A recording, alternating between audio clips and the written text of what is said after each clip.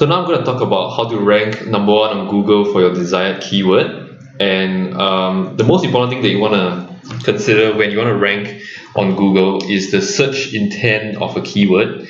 So let's assume that I'm a wedding planner in Singapore. Obviously, it would make sense for me to rank for something like wedding planner Singapore. And you could see if I were to go into Ahrefs and click into Keywords Explorer, I could literally type in any keyword that would make sense to my business, and I could obtain a couple of information here. The first thing I could see is the keyword difficulty, and the way they calculate the keyword difficulty is on a scale of 0 to 100, whether there are websites that have more backlinks or referring domains. So you could see here that the domains they are pointing, right, is anywhere between 1 all the way to like 20. So they are taking the average of the top 10 results, and then they say that, Ahrefs is returning the information that you only need backlinks from around 2 websites to rank in top 10 for the keyword. Now, the next thing that you want to consider is really the search intent, right? So what do I mean by that is, if I were to target something like Wedding Planner Singapore, it would probably drive more customers and more leads for my business.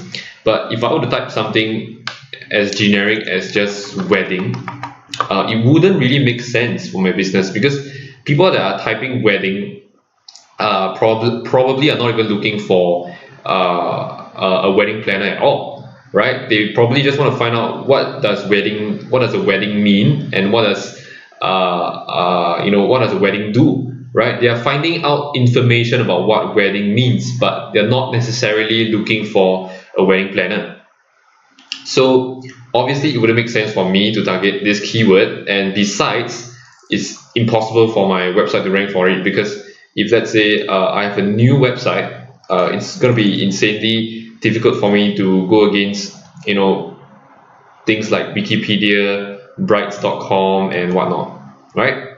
So very important thing that you want to consider is the search intent of the keyword, and also whether your website is capable of ranking for it. So for Wedding Planner Singapore, right, besides looking at the keyword difficulty, I definitely want to look at the search results that are showing up. So what I do is I will just scroll down all the way to the bottom here under the Keywords Explorer section.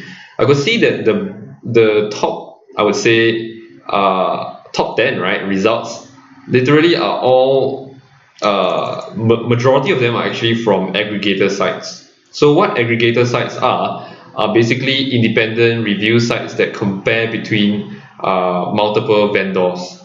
So you can see here they are comparing like 5 wedding planners in Singapore, top 20 wedding planners in Singapore, so on and so forth. And the only one that stands out is Share over here. And you can see that for Share, right, the domain rating from a scale of 0 to 100 is like only 15. So the chances of me being able to rank for this keyword is still possible, just that it's going to be a little bit more difficult, because all these more authoritative sites and highly contextually relevant sites like Singapore Brights, the Wedding Vows, Wedding Planner Singapore, Perfect Weddings and whatnot, right, are literally sites that just purely talk about weddings. And therefore, I really need to consider whether it's possible for my site to rank at all.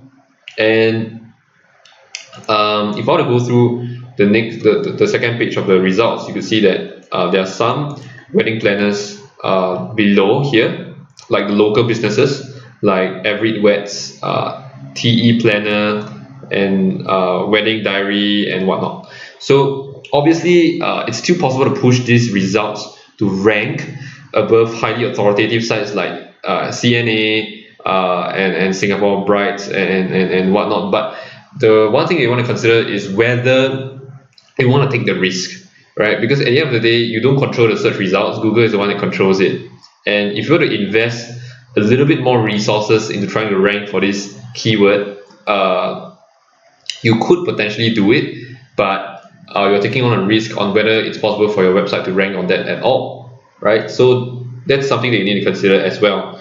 So after establishing that, your website is able to rank. Let's say, you know, because Share is able to rank, therefore my website on the second page, like EveryWebs or TE Planner, is also able to do that as well. Then you can finally start to begin your SEO campaign, right? And in the next couple of videos, I'm going to show you how you can do that exactly. So just make sure that you keep watching the playlist, and then from there we can show you a roadmap of how you can do that.